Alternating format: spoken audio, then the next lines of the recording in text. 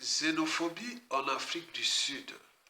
Les exilés du régime de Brazzaville, de retour forcé au bercail ou à l'enfer sur terre se œufs.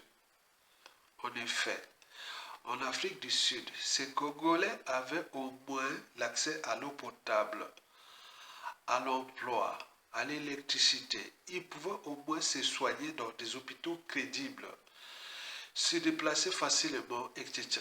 Comme le disait l'ancien Premier ministre pendant l'apartheid dans les années 1980, Peter Botha, je cite, vous les Africains, vous combattez l'apartheid, mais ici en Afrique du Sud, j'ai les Noirs les mieux éduqués, les mieux soignés et les mieux nourris d'Afrique. Et là, ces Congolais, de retour au bercail, retrouvent l'enfer sur terre ce jeu, où un despote force Afrique, M.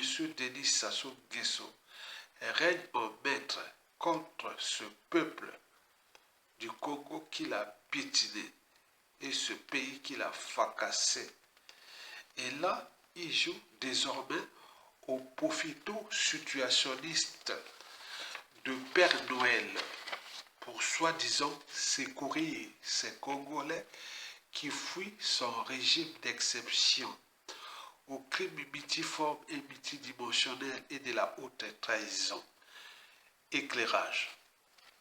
Face à une recrudescence de violences xénophobes touchant les ressortissants de pays d'Afrique subsaharienne, en Afrique du Sud, le despote Denis Sassou Nguesso a affrété 3 vols spéciaux au départ du Cap et de Johannesburg en Afrique du Sud pour rapatrier les exilés de son régime d'exception au crimes multiformes, multidimensionnels et de la haute trahison.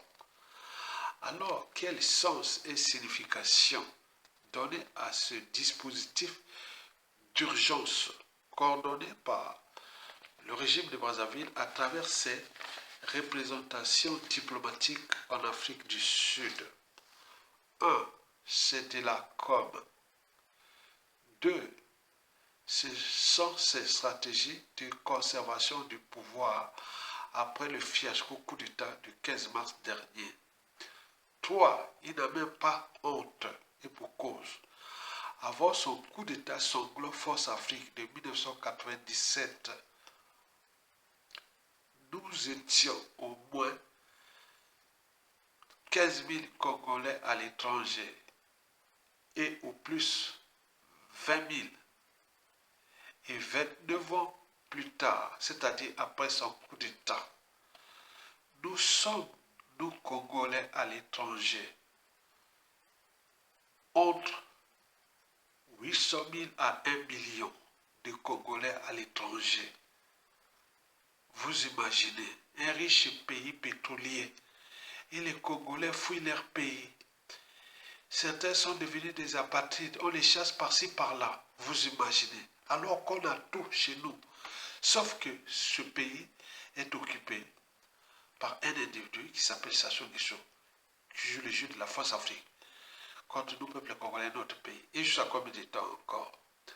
Par ailleurs, ces ex-exilés de retour au bercail vont les constater que le pays est par terre et qu'ils vont regretter même ce qui s'est passé là-bas en Afrique du Sud, parce que là, il n'aura même pas d'eau potable, même pas des hôpitaux pour se soigner, même pas là où dormir, etc. Tout est par terre au Congo. C'est de la survie. En plus, il y a la chasse à l'homme là-bas, où il y a un monsieur qui s'appelle Serge Bois, tue les jeunes à Coco. Les vieux sont là en train de pleurer partout, partout. C'est du jamais vu. Et jusqu'à combien de temps encore nous allons continuer à tolérer ça, cette humiliation, où les Congolais sont maintenant chassés partout dans le monde, alors que nous avions un riche pays. Alors battons-nous, likez, commentez et partagez et rentrez dans la lutte active pour chasser l'ennemi commun, le bourreau commun.